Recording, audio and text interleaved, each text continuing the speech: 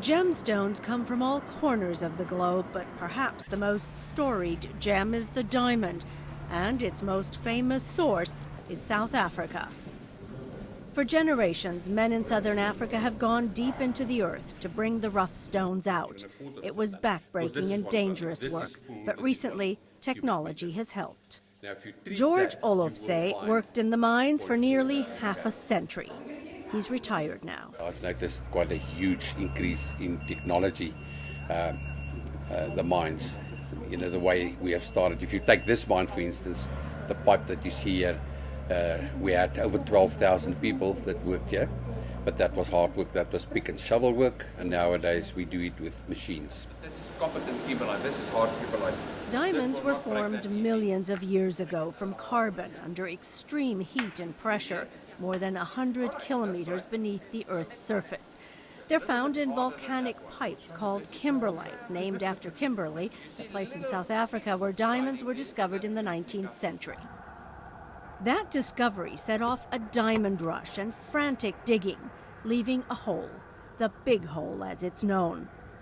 The De Beers Company bought the Kimberley mine and soon became the biggest mining company in South Africa, employing thousands of workers there. In the late 20th century, it improved working conditions and even offered profit sharing to miners. At De Beers Cullinan mine near Johannesburg, men like George Olofse and Peter Sedibane have brought the rough stones up from deep inside the earth. Olofse said he wanted his children to follow in his footsteps. Yes, I'm married. I've got 2 sons, but unfortunately they're not interested in mining. They've decided no, that was enough. I had 5 brothers. All 5 of them worked in the mines as well, because my dad worked in the mine. Sedibane has worked at the mine for 32 years. Speaking in his native Setswana, he says life as a miner is not bad. My kids stay here with me, and my wife stays back there at home. And she comes around, every month, and she comes to stay with us for 3 months, and then she goes back home to take care of the other family outside. And that's the way it's been for generations. Pengyo Marumo is marketing manager at the Kimberley Mine Museum. So lots of families had to be patient with their fathers being away.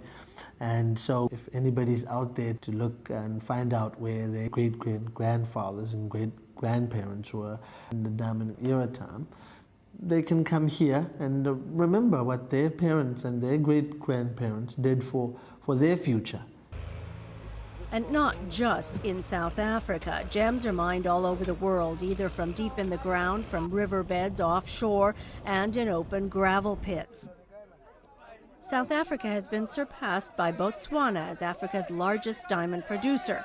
But the stones are also mined in Namibia, Angola, the Democratic Republic of Congo, Sierra Leone, and Ivory Coast.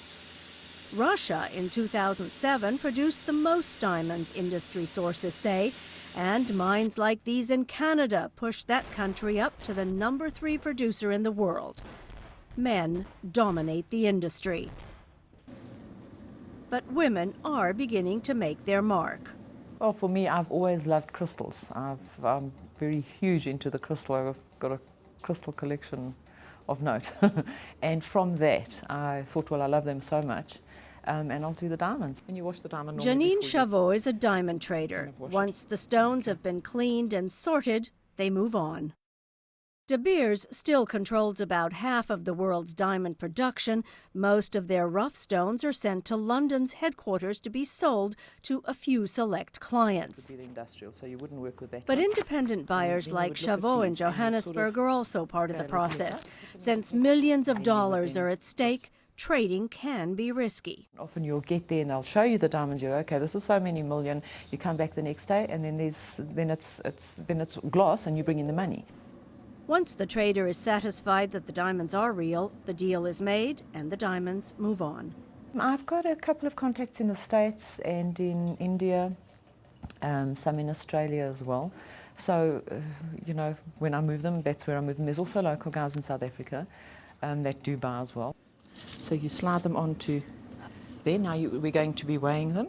I've now valued these diamonds And now we're passing them to go off to India. And so the gem's journey continues to Asia and beyond. Next parcel, going to India. Sonja Pace, VOA News.